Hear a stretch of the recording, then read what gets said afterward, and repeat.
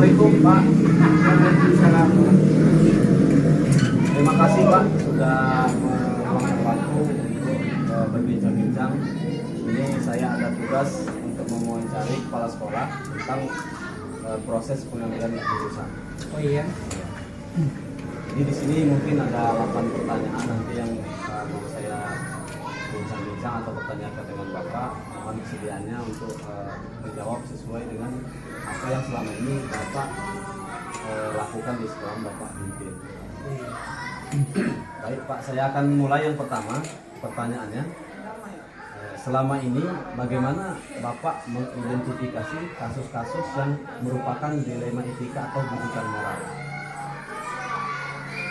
Baiklah Pak Daud. Yang pertama, saya akan melakukan ataupun mengumpulkan semua pihak, terutama adalah orang tua, kemudian kepada pihak-pihak lain ataupun yang ada hubungan dengan sekolah seperti komite sekolah ataupun kepada pihak-pihak yang berkompeten di bidang pendidikan yang mereka mempunyai wawasan yang luas bagaimana cara menghadapi permasalahan ini. Jadi Bapak misalnya tuh melibatkan komite gitu ya? Iya. Dengan warga sekolah juga. Yang keduanya Pak, selama ini bagaimana Bapak mengambil keputusan di sekolah, terutama untuk kasus-kasus di mana ada dua kepentingan yang sama, mengandung nilai-nilai kebajikan, misalnya sama-sama benar lawan benar tadi. Bagaimana Bapak mengambil keputusan di sekolah Bapak? Untuk mengambil keputusan ini, pertama saya akan menganalisis masalah, kekuatan dan kelemahan dari setiap permasalahan. Nah, ini akan saya lakukan melibatkan dan mempertimbangkan dampak daripada faktor-faktor yang seperti budaya sekolah misalnya ya. Nah, itu. Nah, kemudian seperti kebutuhan siswa dan kebutuhan komunitas daripada sekolah. Jadi dianalisis dulu Pak ya? Iya, analisis dulu. Selanjutnya Pak, langkah-langkah atau prosedur seperti apa ini yang bisa Bapak lakukan selama ini? Langkah-langkah yang saya lakukan yaitu adanya dengan negosiasi dan kompromi. Negosiasi dan kompromi. Iya. Yang keempat, hal-hal apa saja yang selama ini Bapak anggap efektif dalam pengambilan keputusan pada kasus-kasus dilema etika? Mendekati daripada atau membuat keputusan berdasarkan prinsip etika. Berdasarkan prinsip etika Pak ya. Baik, selanjutnya Pak, hal apa saja yang selama ini merupakan tantangan ini dalam mengambil sebuah keputusan dilema etika? Ada sebuah tantangan, hal-hal apa saja kira-kira yang Bapak alami selama ini? Untuk yang saya temui, hal-hal yang kurang mendukungnya daripada ini, pertama adalah anak-anak ini adanya suatu berulang-ulang ya, berulang-ulang melakukan kegiatan akan tapi dikembalikan lagi. Nah, ini seperti yang akan menimbulkan permasalahan seperti itu.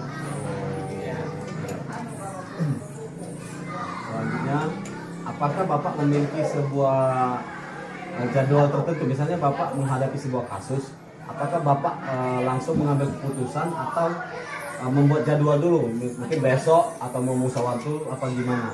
Kira-kira bentuk prosedur seperti apa Pak yang Bapak biasanya lakukan? Jadwal dalam mengatasi permasalahan ini, saya tidak menentukan jadwal itu yang ini, tapi ketika saya menghadapi permasalahan, maka akan saya spontanitas itu akan melakukan sharing dengan teman-teman, dengan rekan-rekan kerja, yaitu untuk melakukan suatu pengambilan keputusan. Jadi bagaimana cara menghadapi permasalahan ini, kemudian dalam keadaan seperti apa yang lebih baik lebih tepatnya. Jadi sebuah keputusan itu diambil bersama-sama Pak ya? Bersama-sama. Untuk istilahnya mungkin ada masukan, ada istilahnya untuk yang lebih baiknya memang seharusnya memang dilakukan dengan musyawarah mufakat gitu Pak ya. Iya betul. Nah, jadi faktor apa ini yang selama ini mempermudah atau membantu Bapak yang dalam mengambil sebuah keputusan untuk memutuskan masalah? Faktor yang mempermudah yaitu adanya kerjasama yang baik dengan pihak sekolah ataupun mitra sekolah seperti komite. Kemudian yang lebih mendukung lagi adalah di dalam forum sekolah itu sendiri. Baik, ini yang terakhir Pak, pertanyaannya dari semua yang telah Bapak sampaikan, pembelajaran apa yang Bapak petik dari pengalaman saat mengambil keputusan dilema etika ini? Pengambilan keputusan yang lebih efektifnya adanya suatu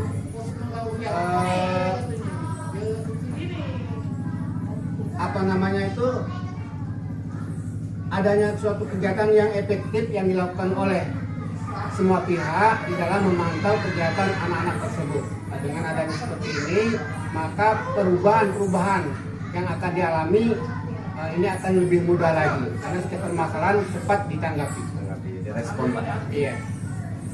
Jadi yang kira-kira yang dapat Bapak petik dari selama ini Bapak mengambil sebuah keputusan apa ini? Pembelajaran apa yang kira-kira Bapak petik dari setiap kasus yang pernah dihadapi dan diselesaikan dengan Bapak saat Bapak memimpin sekolahan di Bapak Kristus?